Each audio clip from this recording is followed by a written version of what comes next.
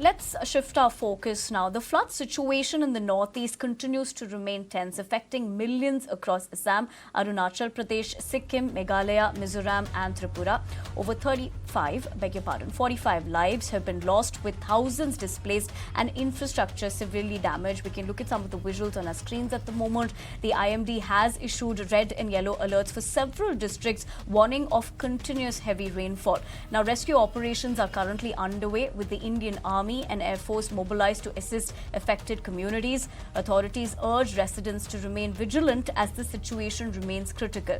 But let's also tell you, earlier today, Prime Minister Modi spoke to Assam Chief Minister Himanta Biswa Sarma, Sikkim CM Prem Singh Tamang and Manipur Governor Ajay Balla, and assured relief measures as well.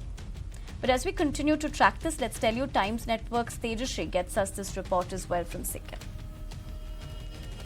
We'll show you the visuals as to what kind of condition over here it is. At any point of time, this entire area can slip away from where we are reporting right now. That's why we have been advised by the officials to stay and not move much, because at any point of time, this being a slippery area can flow along with the flow of water, because the water flow is so high that it has damaged number of houses. Now we'll show you the pictures of how the houses have been damaged over here. This was a shop, seems like there was a house as well. So all these houses have been damaged, and not just that, but several houses, in fact, behind that also, 1, 2, 3, if we keep on moving, then there is no number so as to what kind of damage it has caused.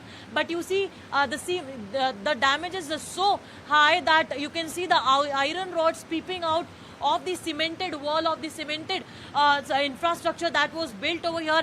And what the officials have also been telling us, that in the near past, never ever it has happened that the water flow of Teesta River has risen up towards this level.